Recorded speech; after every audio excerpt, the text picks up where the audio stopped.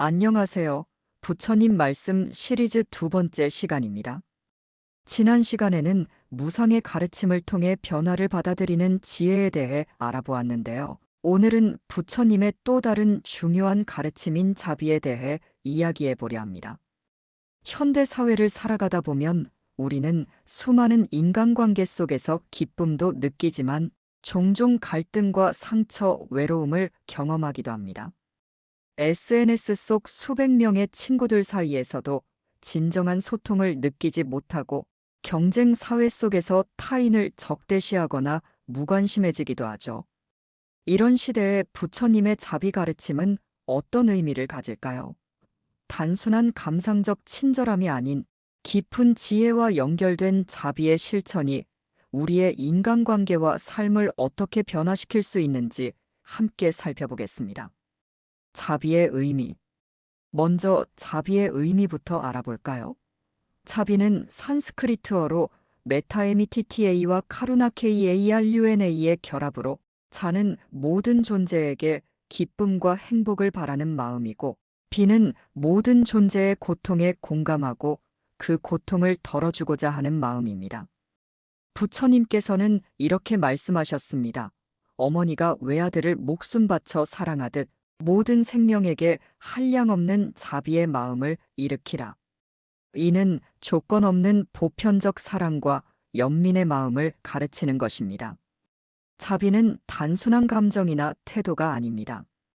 그것은 우리가 모든 존재와 연결되어 있다는 깊은 통찰에서 나오는 실천적 지혜입니다.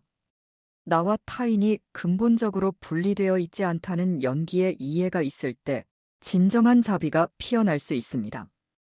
현대 사회의 인간관계 위기. 그런데 오늘날 우리 사회의 인간관계는 어떤 상태일까요? 기술의 발달로 전 세계 누구와도 연결될 수 있게 되었지만 역설적으로 많은 사람들이 외로움과 소외감을 느끼고 있습니다. 최근 연구들은 현대인의 외로움이 심각한 공중보건 문제로 대두되고 있음을 보여줍니다. 사회적 고립이 흡연이나 비만보다 건강에 더 해롭다는 연구 결과도 있을 정도입니다. 또한 경쟁 중심의 사회 구조는 타인을 경쟁자로 여기게 만들고 공감 능력을 저하시키며 이기주의와 무관심을 조장하기도 합니다. SNS에서는 비교와 질투, 혐오와 갈등이 쉽게 확산되고 진정한 소통보다는 자기 과시나 피상적인 교류가 주를 이루기도 합니다. 이런 상황에서 부처님의 자비 가르침은 우리에게 인간관계의 본질을 되돌아보게 하고 더 깊고 의미 있는 관계를 형성할 수 있는 지혜를 줍니다. 실제 사례 자비의 실천을 통해 관계를 회복한 사람들. 사례 1. 직장 내 갈등을 해결한 팀장 이수진 씨. 수진 씨는 IT 회사의 중간 관리자로 팀원 중 한 명인 정우 씨와 지속적인 갈등을 겪고 있었습니다. 정우 씨는 업무 성과는 좋았지만 팀 회의에서 수진 씨의 의견에 자주 반박하고 때로는 무례하게 행동했습니다. 처음에는 정말 화가 났어요. 왜 나를 존중하지 않을까? 어떻게 저런 태도를 보일 수 있지? 하는 생각만 들었죠. 그를 싫어하게 되었고 회사에서 마주치는 것도 불편했습니다. 그러다 수진 씨는 불교 명상 모임에 참여하면서 자비 명상을 배우게 되었습니다. 처음에는 정우 씨를 떠올리며 자비심을 내는 것이 어려웠지만 꾸준히 연습했습니다.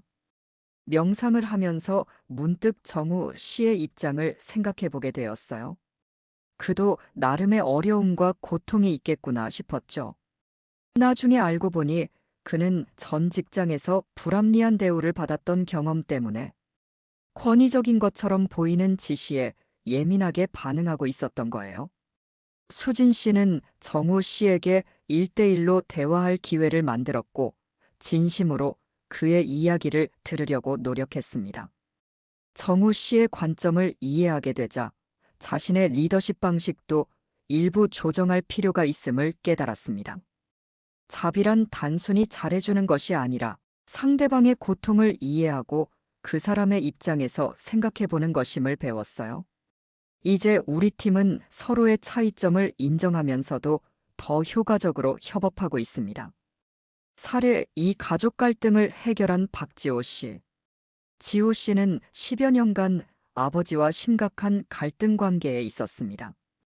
사업 실패 후 알코올에 의존하게 된 아버지에게 실망하고 분노했으며 가족 모임에서도 아버지를 피했습니다.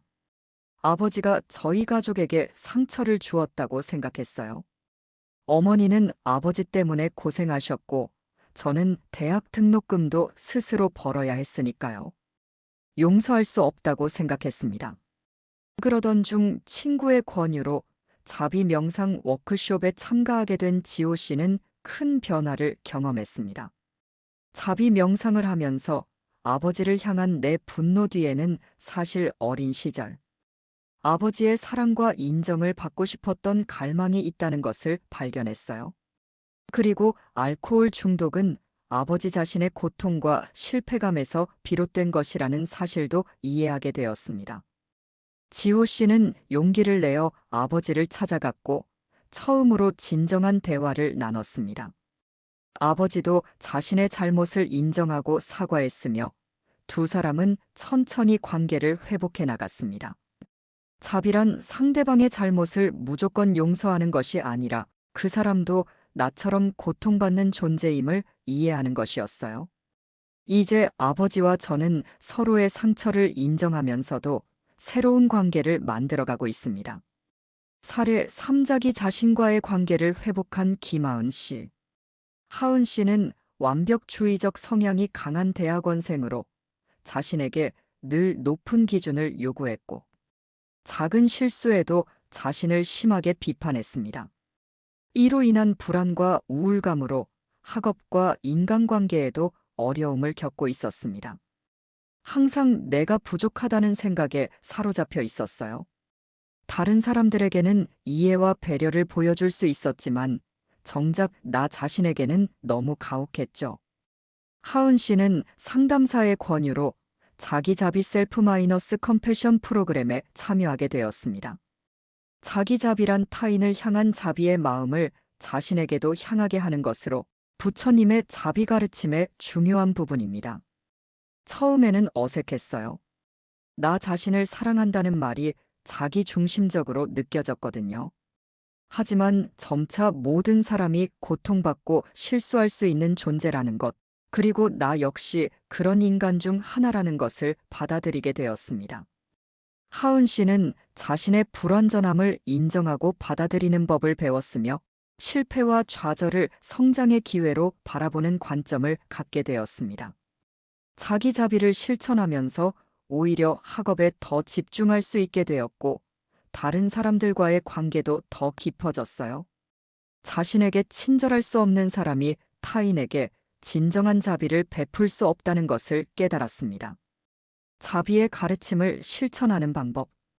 이제 우리도 일상에서 자비의 가르침을 실천할 수 있는 방법들을 알아보겠습니다. 1. 자비 명상. 하루 5-10분이라도 조용히 앉아 자비 명상을 실천해 보세요. 먼저 자신에게 자비의 마음을 보내는 것으로 시작합니다. 내가 안전하고 건강하며 행복하고 평화롭기를. 다음으로 가까운 사람, 중립적인 사람, 어려운 관계의 사람들에게까지 점차 자비의 범위를 넓혀갑니다. 당신이 안전하고 건강하며 행복하고 평화롭기를. 마지막으로 모든 존재에게 자비를 확장합니다. 모든 존재가 안전하고 건강하며 행복하고 평화롭기를. 2. 경청의 실천. 일상에서 타인의 이야기를 진정으로 경청하는 연습을 해보세요. 상대방의 말을 중간에 끊지 않고 판단하지 않으며 충고하기보다는 이해하려고 노력하는 것이 중요합니다. 대화할 때 스마트폰을 치우고 눈을 맞추며 적극적으로 반응하는 작은 실천이 큰 변화를 가져올 수 있습니다. 3. 관점 바꾸기 연습.